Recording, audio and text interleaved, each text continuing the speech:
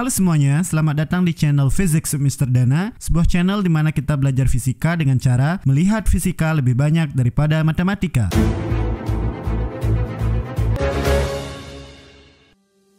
Ketika kalian memasak mie instan ya, kalian akan mengikuti langkah-langkah standar tertentu yang ada di belakang bungkus mie instan itu untuk memasak mie instan ya. Seperti ini misalkan contohnya. Pertama, kalian akan memilih mie instan rasa apa yang akan kalian mau masak. Misalkan mie goreng ya. Selanjutnya kalian akan memanaskan air. Ketika sudah mendidih, kalian masukkan mie instannya. Kemudian kalian siapkan bumbunya.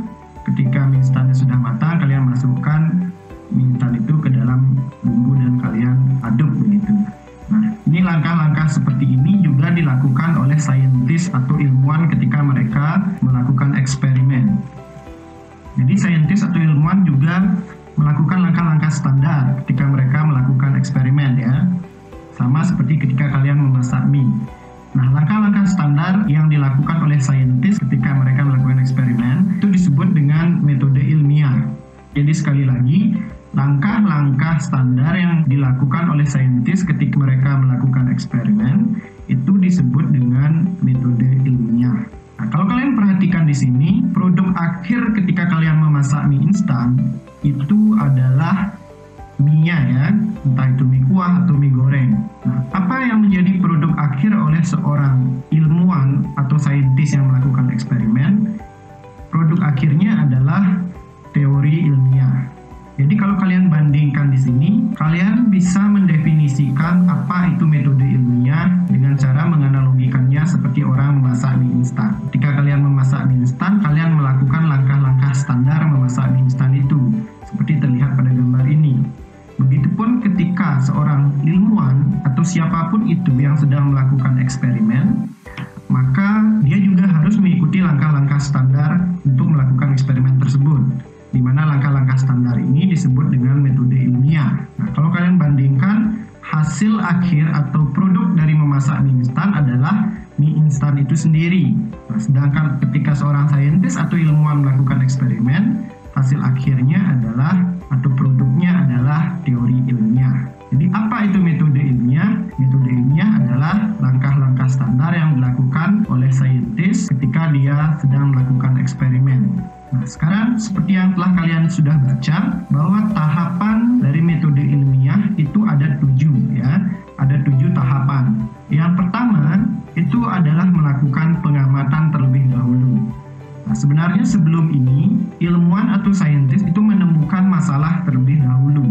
Jadi ada masalah di lingkungan mereka, sehingga mereka mengamati masalah tersebut, ya, masuk ke tahap pengamatan. Setelah melakukan pengamatan, mereka kemudian merumuskan masalah. Kemudian tahap ketiga, mengumpulkan informasi. Kemudian tahap keempat, membuat hipotesis. Kemudian tahap kelima, melakukan eksperimen. Tahap keenam, menganalisis data. Dan tahap ketujuh, menarik kesimpulan. Nah, ini adalah 7 tahapan dari metode ilmiah ya. Nah, seperti yang kalian telah baca, bahwa ketika di tahap 7 ini, hipotesis yang telah dibuat di tahap 4 itu nasibnya akan ada 2, yaitu hipotesis itu akan diterima atau hipotesis itu akan ditolak. Nah, ketika sebuah hipotesis itu ditolak, apa yang harus dilakukan oleh ilmuwan yang sedang melakukan eksperimen tersebut?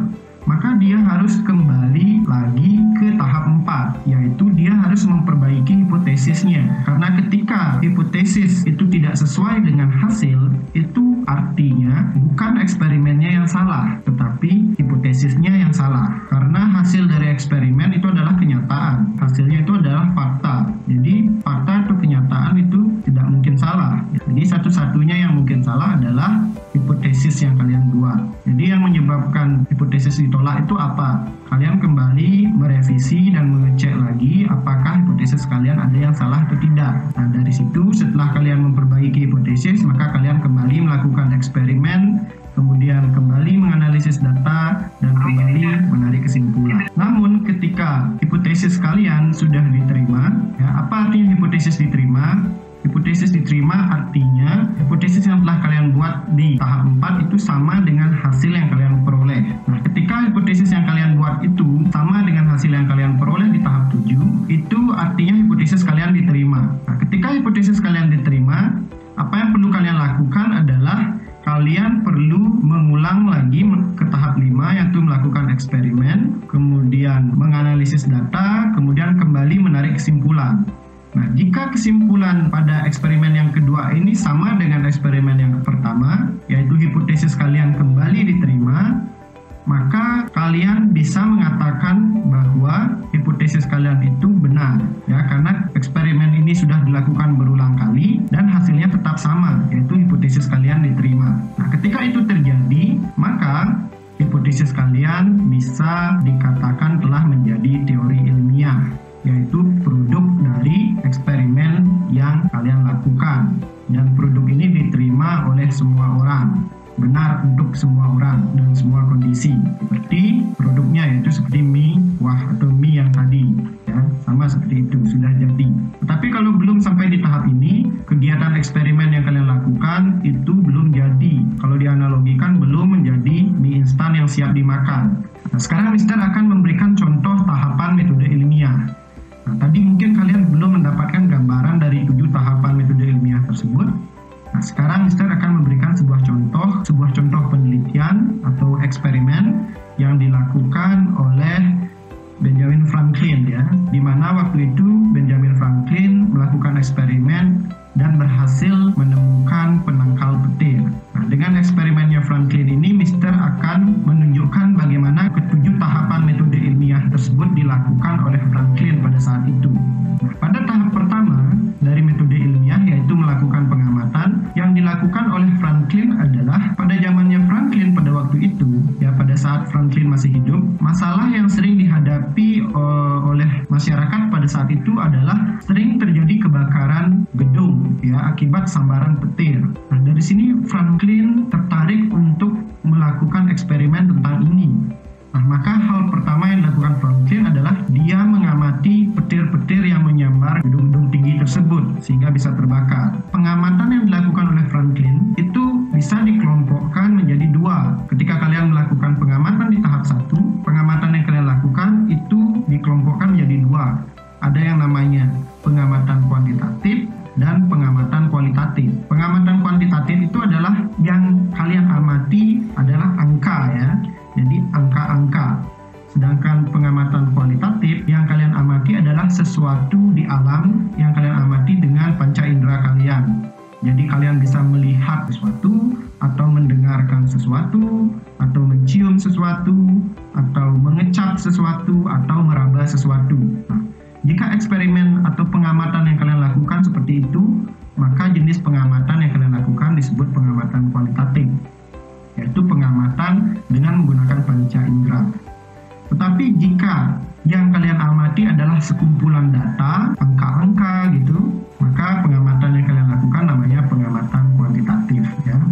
Kalau kita lihat percobaan yang dilakukan oleh Franklin di sini, tentu jenis pengamatan yang dilakukan oleh Franklin itu termasuk ke dalam pengamatan kualitatif, karena Franklin mengamati petir-petir tersebut dengan matanya, ya, dengan indera penglihatannya, sehingga jenis pengamatan yang dilakukan oleh Franklin itu tergolong ke dalam pengamatan kualitatif.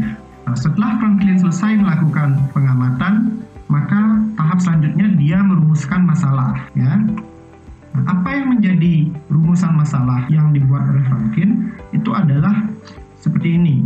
Apa yang sebenarnya dibawa oleh petir sehingga dapat menimbulkan kebakaran pada gedung? Nah, itulah rumusan masalah yang diajukan oleh Franklin pada saat itu. Nah, ketika kalian ingin merumuskan masalah, ada beberapa hal penting yang perlu kalian ikuti. Hal penting ini berkaitan dengan ketentuan-ketentuan ketika merumuskan masalah, di mana ada 2 ketentuan, ya.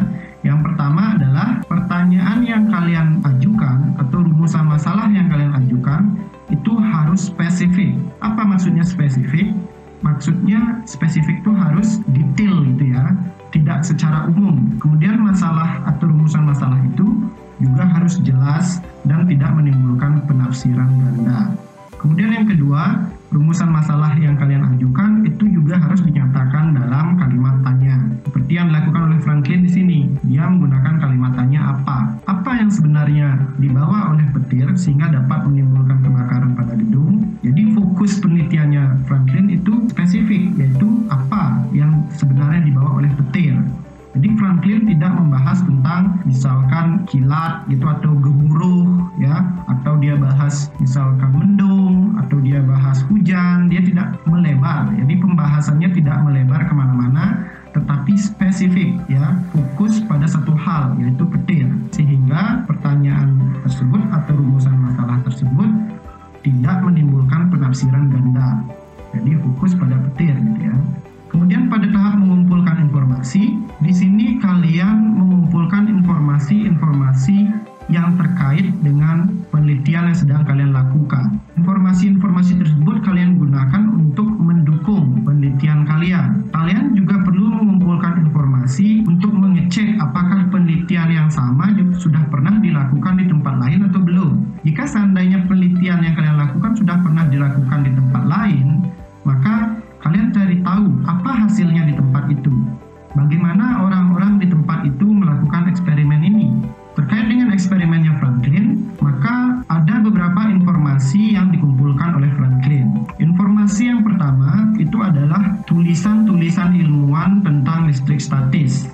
Karena pada zaman Franklin, listrik dinamis saat itu belum ditemukan. Kemudian informasi yang kedua yang dikumpulkan oleh Franklin itu adalah pertunjukan bunga api yang sudah menggunakan listrik statis.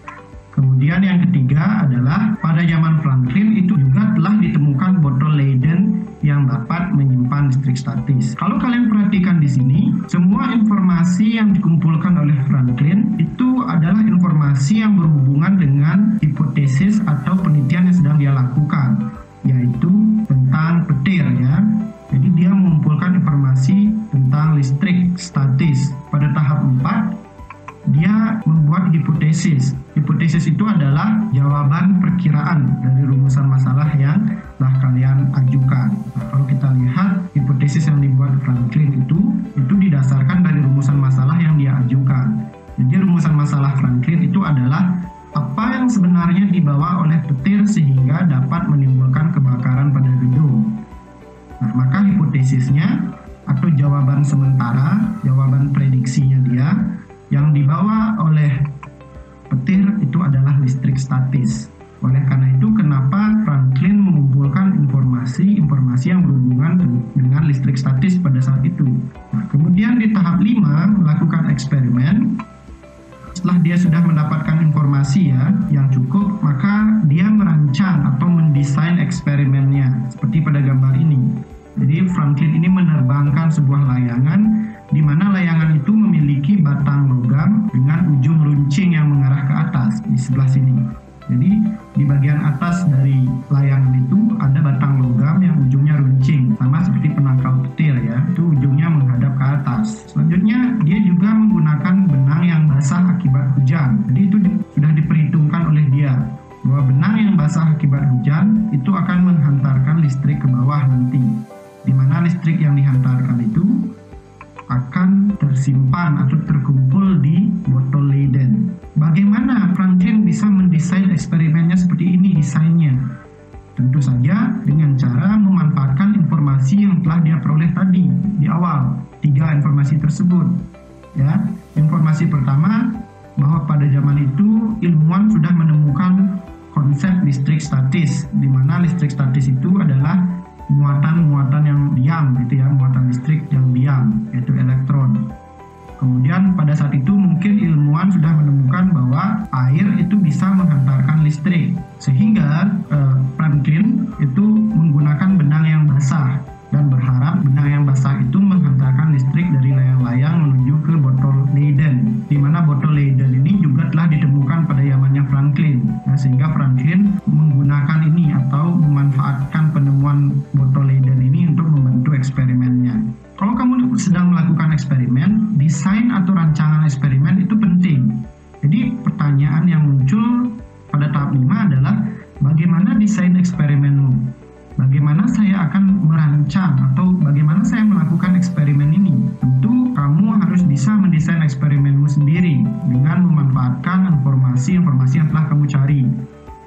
Namun di sini Mister akan menjelaskan bahwa secara umum ada standar ketika kita ingin melakukan atau mendesain eksperimen kita. Kita harus menentukan variabel penelitian. Apa itu variabel penelitian? Variabel penelitian itu adalah situasi-situasi yang berpengaruh dalam penelitian kita. Situasi apa saja yang berpengaruh, itu namanya variabel penelitian. Nah, variabel penelitian ini secara umum dikelompokkan jadi 3. Ya. Yang pertama namanya variabel bebas, kemudian yang kedua namanya variabel terikat, dan yang ketiga namanya variabel kontrol. Nah, apa itu variabel bebas?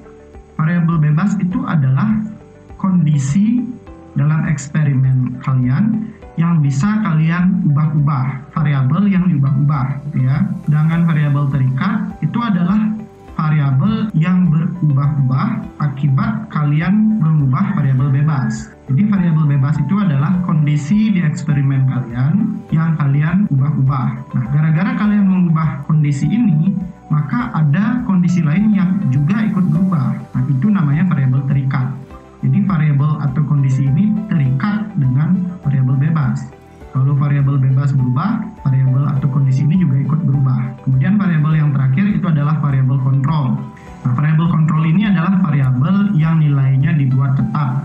Karena kalau kita tidak buat tetap atau tidak kita kontrol, dia nanti yang akan juga ikut mempengaruhi variabel terikat.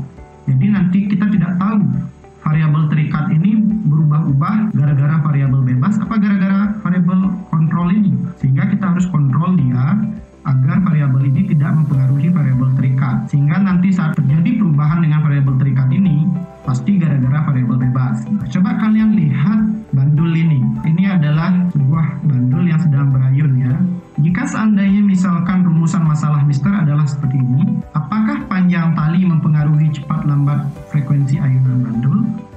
Maka apa yang menjadi variabel bebas, variabel terikat, dan variabel kontrol dari penelitiannya Mister atau eksperimennya Mister? Nah, untuk menemukan variabel bebas, variabel terikat, dan variabel kontrol, kalian bisa melihatnya langsung dari judul atau dari rumusan masalah yang telah Mister buat. Tadi Mister jelaskan bahwa variabel bebas itu adalah kondisi yang kita rubah-rubah karena kita ingin tahu pengaruhnya gitu. Nah, kira-kira kondisi apa dari ayunan bandul ini yang Mister ingin tahu pengaruhnya? Nah, yang ingin Mister cari tahu pengaruhnya adalah panjang tali. Apakah panjang tali mempengaruhi cepat lambat ayunan bandul? Maka Mister akan mengubah-ubah nanti panjang talinya. Mister panjangin, kemudian Mister pendekin lagi, sehingga variabel bebas dari eksperimennya Mister itu adalah panjang tali.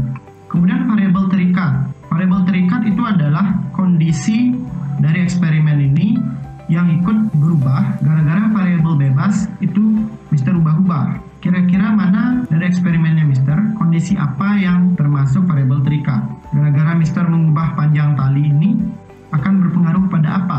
Nah, kalian bisa lihat juga kembali dari rumusan masalah yang Mister buat. Apakah panjang tali mempengaruhi cepat lambat ayunan bandul? Gara-gara Mister mengubah atau Mister mengubah panjang talinya, Mister panjangkan atau pendekkan, maka nanti variabel yang ikut berubah adalah cepat lambat ayunan bandul. Maka di sini variabel terikatnya adalah frekuensi atau cepat lambat ayunan bandul. Nah, variabel kontrolnya apa? Variabel kontrolnya adalah kondisi lain yang juga bisa mempengaruhi cepat lambat ayunan bandul ini. Tetapi Mister tidak ingin kondisi itu. Mister tidak sedang meneliti kondisi lain itu. Kira-kira kondisi apa yang bisa juga mempengaruhi cepat lambat ayunan bandul atau frekuensi bandul? Yaitu bisa saja massa bandul mempengaruhi. Kalau bandulnya ini yang merah ini besar gitu, massanya bisa saja berpengaruh dengan cepat lambat ayunan bandul. Sehingga Mister harus kontrol dia dengan cara Mister harus buat massanya sama. Kemudian jenis bandul juga bisa saja berpengaruh.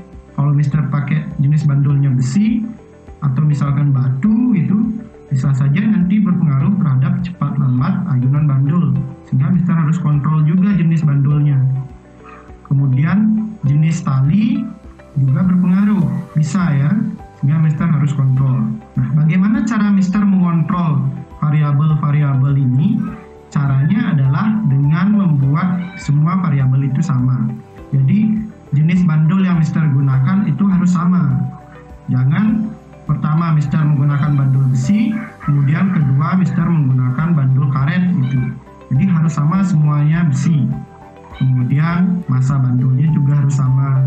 Nah, tadi Mister menjelaskan tentang apakah panjang tali mempengaruhi cepat lambat. Kalau seandainya pertanyaan atau rumusan masalahnya adalah apakah masa bandul mempengaruhi cepat lambat atau frekuensi ayunan bandul, maka apa yang menjadi variabel bebas, variabel terikat, dan variabel kontrolnya? Kalau tadi panjang tali yang Mister teliti, sekarang masa bandul. Apakah masa bandul ini mempengaruhi cepat lambat ayunan bandul atau tidak? Maka yang menjadi variabel bebas sekarang itu adalah masa bandul. Karena masa bandul inilah yang Mister ubah-ubah. Karena Mister ingin meneliti dia, apakah dia berpengaruh terhadap cepat lambat ayunan bandul atau tidak. Sehingga nanti Mister akan ubah-ubah. Mister pakai bandul 100 gram, kemudian Mister pakai bandul 200 gram gitu ya. Nah, gara-gara Mister mengubah-ubah masa bandul ini, variabel atau kondisi lain apa yang juga ikut berubah? Itu namanya variabel terikat. Kalian bisa lihat di rumusan masalahnya. Nah, yang ikut berubah adalah cepat lambat ayunan bandul, frekuensi.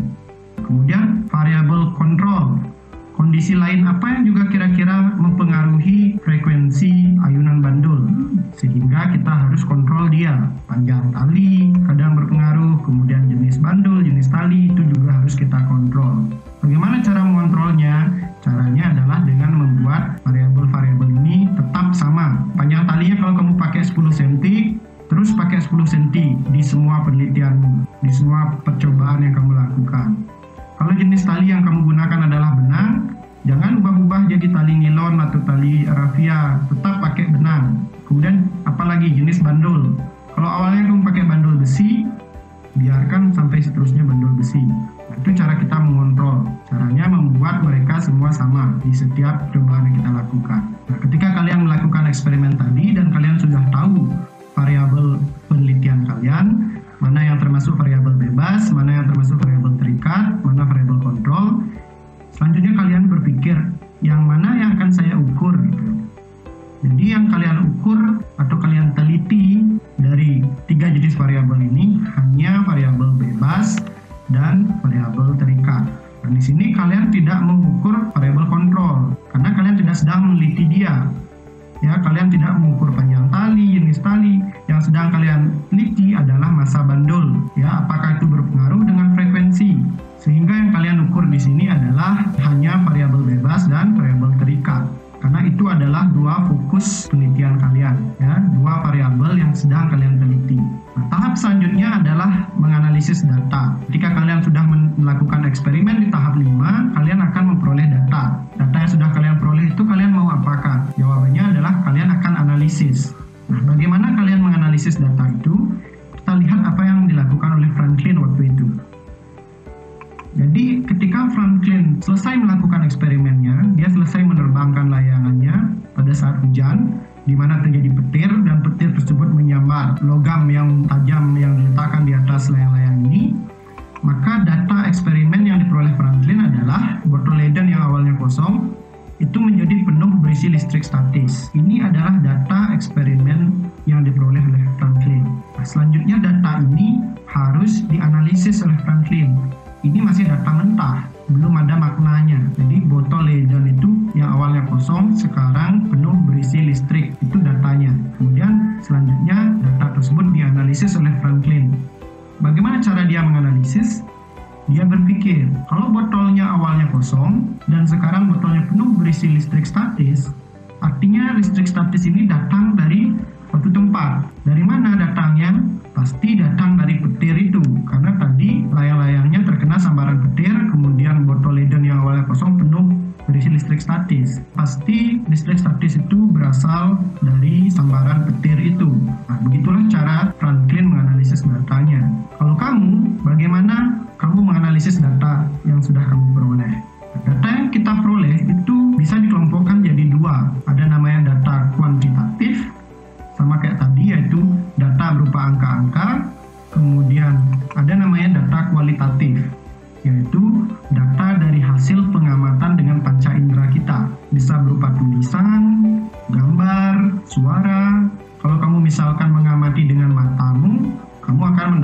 dengan gambar.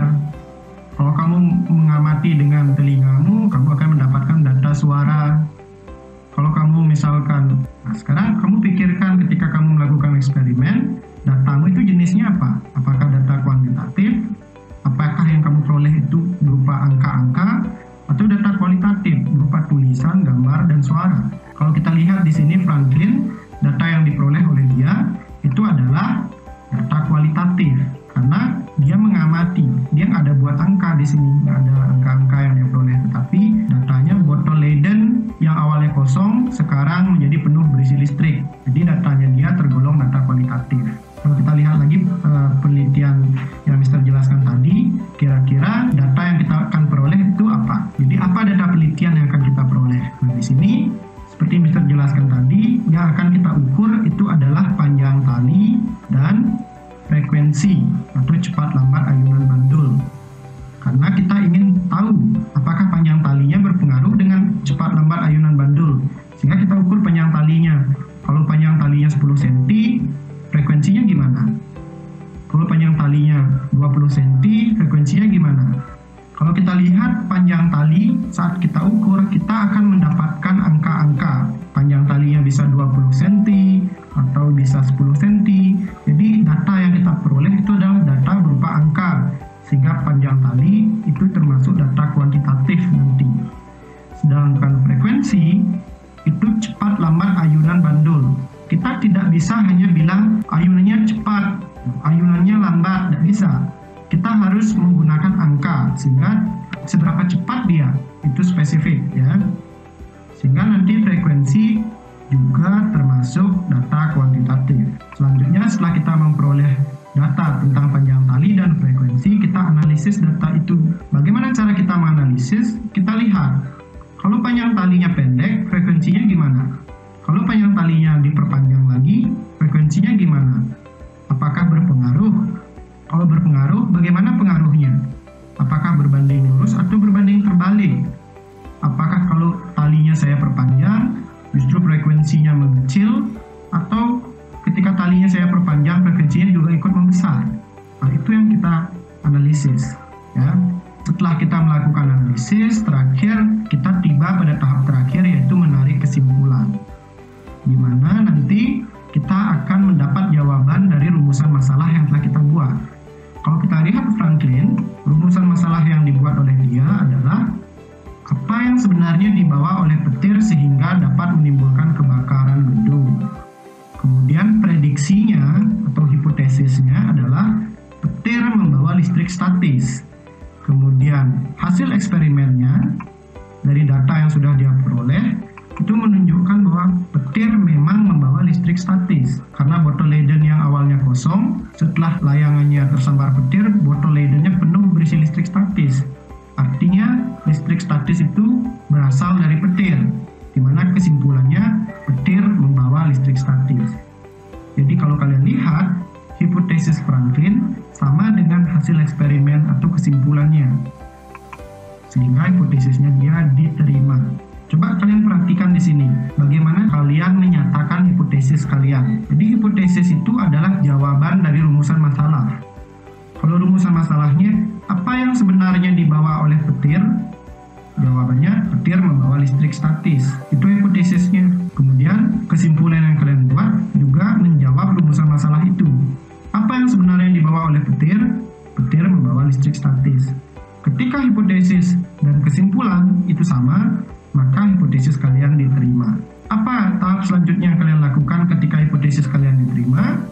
Kalian harus mengulangi melakukan eksperimen yang sama lagi. Kemudian kembali menganalisis data, kembali menarik kesimpulan.